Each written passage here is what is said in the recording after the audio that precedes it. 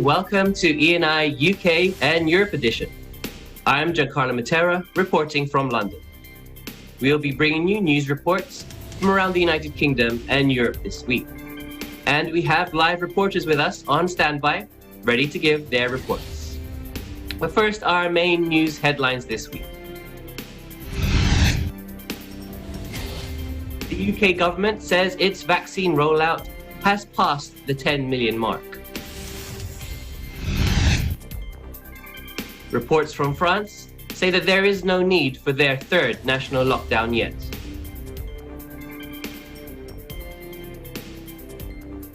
The first of our live reporters joining us this week is Ashley Espiritu. Hello, Ashley. What will you be reporting for us this week? Hello, Giancarlo. Thank you for having me. Sadly, Captain Sir Tombo has died aged 100 this week. We'll be looking back at the amazing things he did and the reactions of the public to his death. Back to you. Thank you, Ashley. We also have a report from the United Kingdom by Caroline Kennedy on how the UK is asking its social media network to take down the COVID-19 myths. Also from the United Kingdom, we are joined live by Janelle Kasuga. Hello, Janelle. Thank you, Giancarlo. I will be reporting on how the Church of Christ brings hope and cheer through music amidst the pandemic. Back to you. Thank you, Janelle. From our EBC bureau in Switzerland, we are joined by Christine Benedicto. Hello, Christine. Hello, Giancarlo. Today, I'll be taking our viewers on a run around Geneva Switzerland. Thank you. We look forward to that report, Christine. From our EBC bureau in Germany, we have a report by Irene Juliette Arzadon on how we can do easy DIY crafts, this week showing us how to make our own bag. We will end this week's show, as always, with our view from our window. And this week, we will be going to Parc Valmire in Marseille to take a look at the beautiful view there. But first, we'll go back to those main news headlines. The UK government says its vaccine rollout has passed the 10 million mark. More than 10 million people have received a first dose of the COVID-19 vaccine across Britain since the start of a mass vaccination campaign in early December. Almost 500,000 have had a second dose. England's Chief Medical Officer, Chris Whitty, tells us in a statement what it means to get past the peak. Let's listen in. So we're working towards being able to provide 3,000 vaccinations a day, probably from about mid to end of February, and we're just working up towards that. So today we're having smaller numbers, so we're just practicing some of our processes and making sure that we have the patient flow right. So we've been advised by the Joint Committee for Vaccinations and Immunisations that it's perfectly safe to have a 12-week gap in between the first vaccination and the second dose, which is like a booster dose. So that's the process that we're following here. Obviously, if the national guidance changes, then we'll change our processes to match that. But that's what we're following at the moment. Prime Minister Boris Johnson, who has set the target of vaccinating 15 million of the most vulnerable by mid-February, hailed the milestone. Britain has been hit hard by the pandemic and on Wednesday recorded another 1,322 deaths within 28 days of a positive test, taking the overall toll of the outbreak to 109,335. A further 19,000 positive cases were recorded in the last 24 hours. In all, nearly 3.9 million people have had the disease. Johnson, who has been criticized for his handling of the pandemic, is pinning his hopes for easing a third national lockdown on continuing the successful vaccine rollout. The British Premier is planning to detail his plans for lifting restrictions in England on February 22nd, with the week of March 8 earmarked for schools beginning to reopen.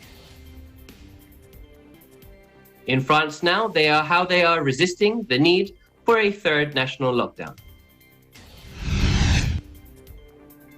At a press conference last Thursday, French Prime Minister Jean Castex reiterated the need for the French people to unite. In his own words, he said, "We must therefore stand together. We must therefore act together more than ever." Following the review of the results of the curfew and other measures in place for weeks in the country, the Prime Minister announced that the current status does not justify another lockdown for now. Although the current incidence in the country, according to the Prime Minister, is still quite high, it remains lower than the ones from last October. However, he warned that any strong or rapid deterioration of the situation will require the government to take further measures. The goal now is to do everything that is needed to avoid another lockdown. On Wednesday, more than 26,000 new cases of COVID-19 were reported, and France last week implemented additional measures that restricted movement to and from the country. Travel is banned and from other countries outside of the European Union, and travelers coming from the European area who wish to enter France now need to present a negative PCR test. This result needs to be taken within the last 72 hours. Non-food shopping centers bigger than 20,000 square meters have also been ordered to close. And Prime Minister Castex also emphasized last Thursday that working from home is now crucial. The country will be adding 1.7 million vaccination appointments between February and March to respond to the high demand from its population. There's been our main news headlines. It's time for a break, but please come back for some more ENI UK and Europe edition.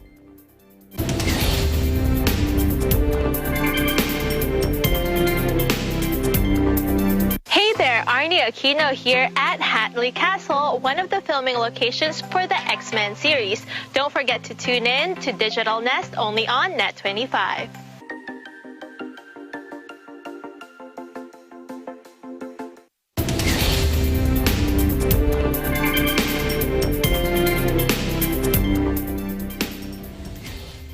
Welcome back to ENI UK and Europe edition.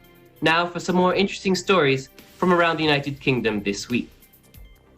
We have news about World War II veteran, Captain Sir Tom Moore, who helped gather millions for healthcare charities during the UK's lockdown last year, that he has passed away. Here's Ashley Spiritu with more on the report. Hi, Ashley. Hello, Giancarlo, thank you.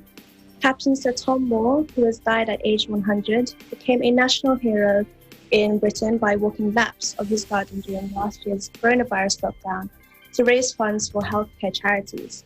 By the end of the feat, the World War II veteran had raised a record-breaking £33 million. But when he set out on his sponsored walk, Moore's aim was modest, to raise £1,000 as a thank you for the treatment he received for skin cancer and a broken hip. He set a goal of completing 100 lengths of his 25-metre garden in Marston Montane between Bedford and Milton Keynes in southern England by the time of his 100th birthday. But his walk captured the public's imagination and the donations kept rolling in, so much so his Just Giving website had crashed. The image of the veteran leaning on his walking frame and rarely seen without shining military service medals pinned to his blazer and a regimental tie was a rare good news story. It gave the public hope and helped galvanise Britain's gratitude to the state-run National Health Service and the need to help others at the time of need and uncertainty. In the last war, it was soldiers in uniform on the front line, Moore said at the time.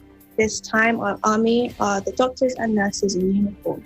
We will survive this. He added, "They have done incredible things for me and my family, and I am glad that I have been able to give something back to them, especially at this deeply challenging time." His great accomplishment turned him into a celebrity. The final length of his garden on April 17 was met with a guard of honour from soldiers of the Yorkshire Regiment and was broadcast live on British television. His 100th birthday on April 30 was marked by a Royal Air Force flight past, which was also beamed live across the nation. Some 140,000 people sent him cards. In July, Queen Elizabeth II knighted the World War II veteran in a special outdoor ceremony at Windsor Castle, emerging especially from her own coronavirus lockdown for the occasion. This is such a high reward and getting it from Her Majesty as well. What more can anyone wish for, he said afterwards. This has been an absolutely magnificent day for me, he said Captain Sir Tom Moore. Back to you, Giancarlo. Thank you, Ashley. Yes, it's some sad news about Captain Sir Tom Moore, who became a bit of a national hero during the first lockdown. Could you tell us a little bit more about how the public has responded and reacted to this sad news? Yes, Giancarlo, well, in terms of the public's reaction, condolences have been flooding social medias as the public hear about this sad news. I too, Giancarlo, have been seeing Captain Tom all over my social media from people who adored his kind acts during this pandemic. Prime Minister Boris Johnson said that he became not just a national inspiration, but a beacon of hope for the world. Her Royal Highness Queen Elizabeth II sent a private message to his family, saying that she very much enjoyed meeting Captain Sir Tom Moore and her thoughts were with his family. Back to you, Giancarlo. Thank you again for joining us this week, Ashley, and for bringing us that report. Thank you for having me today, Giancarlo. I'm Ashley Espiritu, EBC London correspondent, and we live in interesting times.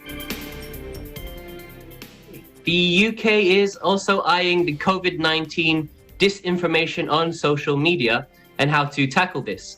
To report on this, we have Caroline Kennedy. Let's watch her report. United Kingdom tells social media to take down COVID-19 myths. The British government said on Thursday that it was telling social media giants to take down posts containing coronavirus disinformation over concern that many in minority communities were refusing to be vaccinated. The government's COVID-19 disinformation unit was set up in March and constantly monitors social media platforms and asks them to take down any messages deemed to be inaccurate. The government is concerned that the large numbers within Black, African, and South Asian communities are reluctant to take part in massive vaccine drives, partly because of the mistrust that is being going on. The death rate in both the communities is around double than the rest of the country, and Prime Minister Boris Johnson visited a vaccine centre in a South Asian community in northern England on Monday in a bid to boost up the uptake. The London mayor and vaccine minister stepped across the political drive earlier this week to pinpoint an article in Sunday's Observer newspaper reassuring those nervous about being vaccinated. We are calling on people from ethnic minority backgrounds to get their COVID-19 vaccine. It is safe, it is effective, and it could save your life or the life of someone you love, they wrote. This is an issue of vital importance and one that transcends party lines. The pair acknowledged that in the past the minorities have not been properly included in some of the medical research, but COVID vaccines have been safely and widely tested across a range of ages and ethnic groups. It is, however, incredibly important to acknowledge that these lower levels of trust that come from Black, Asian, and minority ethnic backgrounds have the instinctions set up to represent them, and we will continue to do all that we can to address this, they continued to add. A health official in Birmingham, England's second city, has warned that in some of the areas, up to 50% of the people are refusing a vaccine appointment when they are offered one. That was more common in parts of the city where we had much higher Asian and African Caribbean communities and in most of the deprived communities, said the city public health dictator Justin Berney in the Birmingham Mail newspaper. I'm Caroline Kennedy. I'm reporting from Northeast, United Kingdom. We live in interesting times. Thank you, Caroline, for that report. Now we go to a report on a musical event that was held in the United Kingdom that has been able to inspire many. Let's watch Janelle Kasuga's report.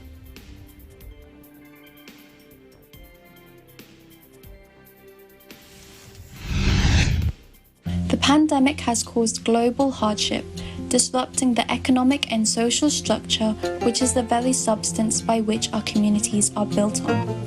As we yearn for our normal lives to resume, most of us look for ways and means to stay hopeful.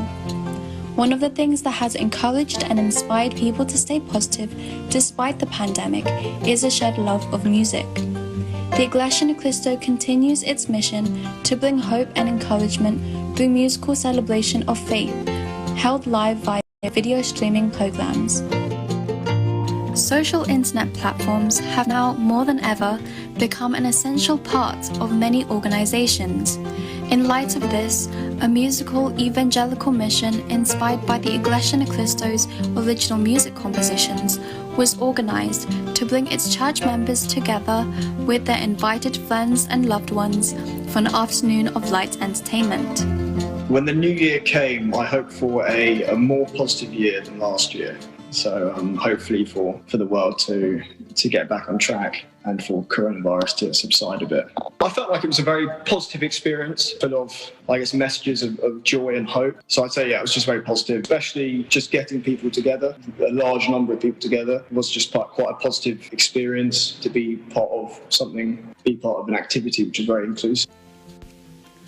INC members from across Ireland, Scotland, Wales, Northern Ireland and Britain came together to create a musical ensemble of inspiring songs and performances aimed to convey positive cheer amidst these challenging times.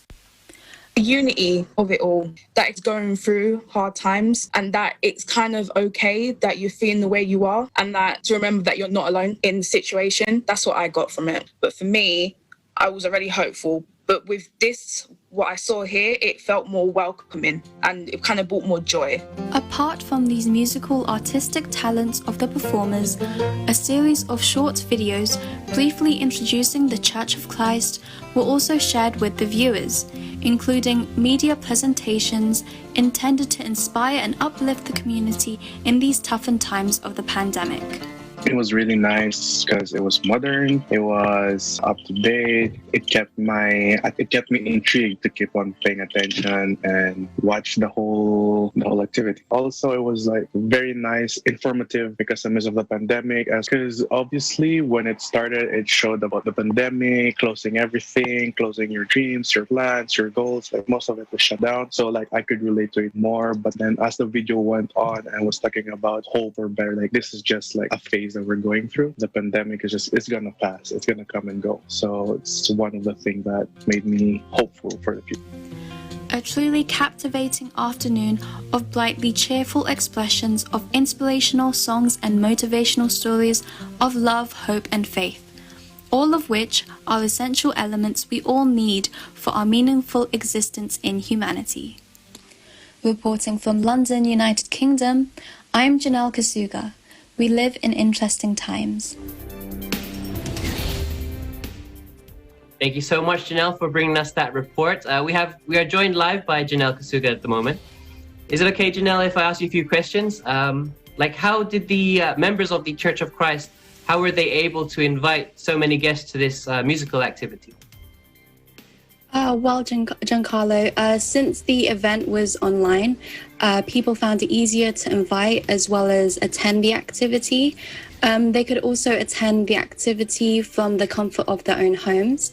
And since people are now working from home, people were also more likely to join in. Also, lockdown has been really tough on everyone. So the choice of just seeing other people, even if it's online, really enticed them to join in, since everyone really misses everyone and we all miss socializing. To add to that, Giancarlo, many people relate and bond through music, and especially with the negativity that came with the lockdown, the pandemic, and social media, people are yearning to watch and listen to something more positive.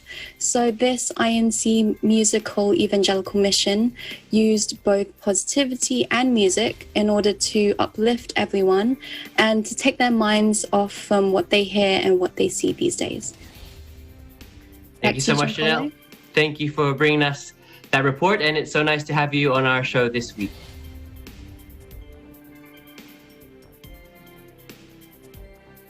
Thank you, Giancarlo. I'm Janelle Kasuga. We live in interesting times. Okay, it's time for another break now, but please come back for some more E&I UK and Europe edition.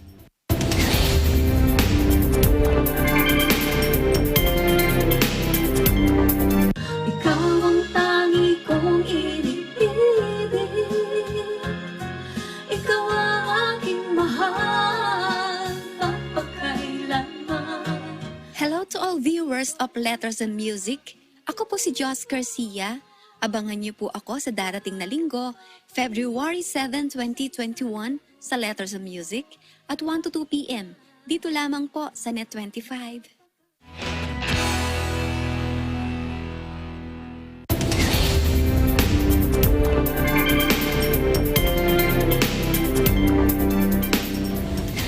Welcome back to E&I UK and Europe edition. Now for some more interesting stories from around Europe this week. We now go for a run around Geneva, Switzerland. Here with the report is Christine Benedicto. Let's take a look. Hi, wanna join me for a quick run this winter in Geneva, Switzerland? Let's go. It snowed just a few days ago, and the grass and leaves are covered with some snow or frost. But still, here we are, braving the winter cold. But why? Well, let me show you. Let's start off from the United Nations Square towards the lake, passing through the grounds of the Botanical Garden. There you go. The first steps are always the hardest. Quick reminder when running in winter. Check the weather report beforehand, have shoes that have a good grip on the ground, cover your extremities, and have layers of technical fabric on because the cold is no joke. After a few minutes, once you've found your own pace, you get to enjoy the ride. What do I mean by that? Well, we all know our body needs physical activity to get the heart pumping, right? And running is a great way to do that. But you know what? It's not just about our physical health, but also our mental well-being. Because when you run, it's a moment you have for yourself. A breath of fresh air, not just into your lungs, but also into your thoughts and emotions. And when we're fortunate enough to be in a place with interesting views around us, nice paths to run on, the green of trees and plants to entertain us, and the blue of the water or sky to amaze us, then why not savor it?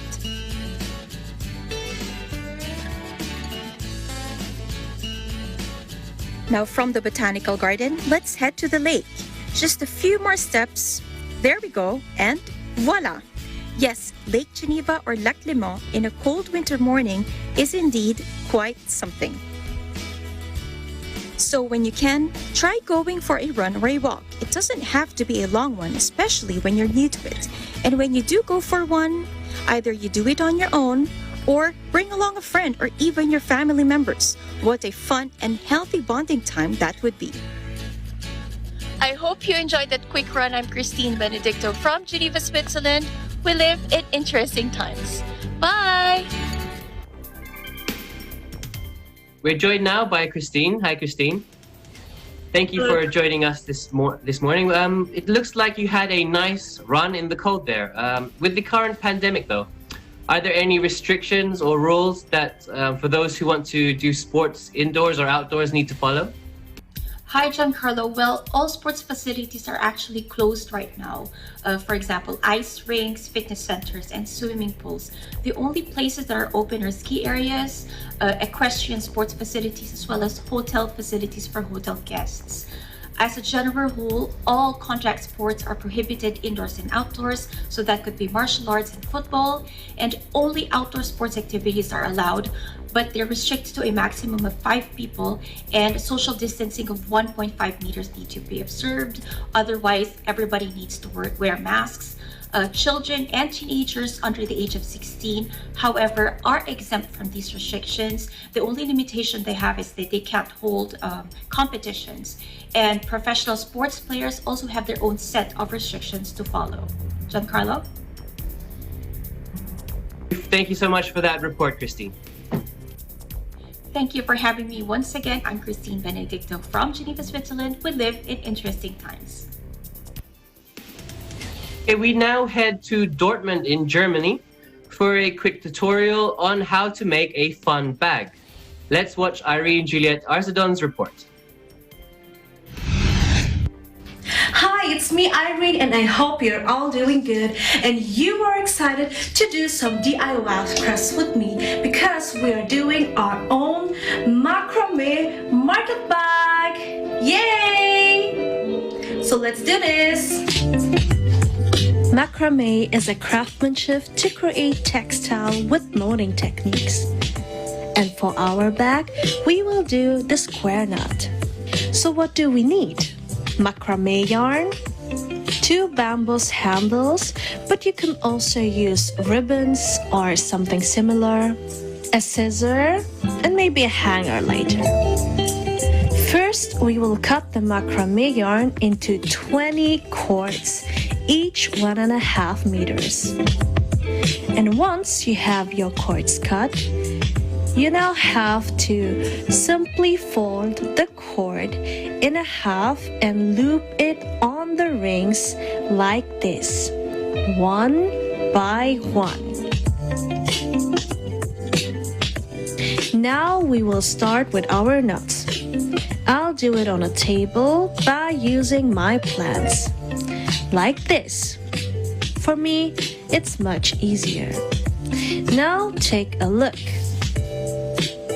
We take 4 cords each and make sure that we keep 4 to 5 centimeter distance so that we will have a knot pattern afterwards.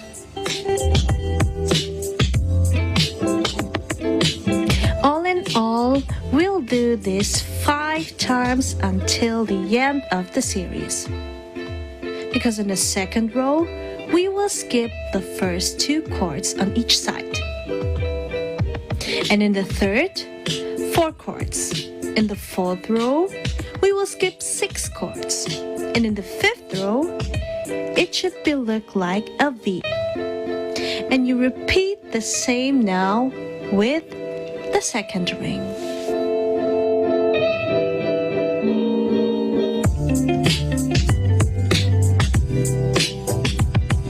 Then they are joined together through the sides to close the bag by using the same knot techniques before.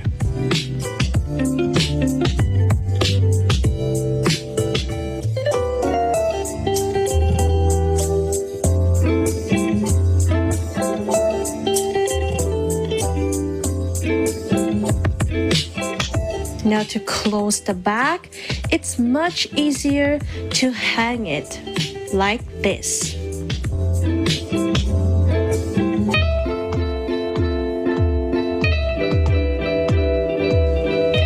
Finally, you have to put the ends together. Your DIY Macrame Market Bag is ready.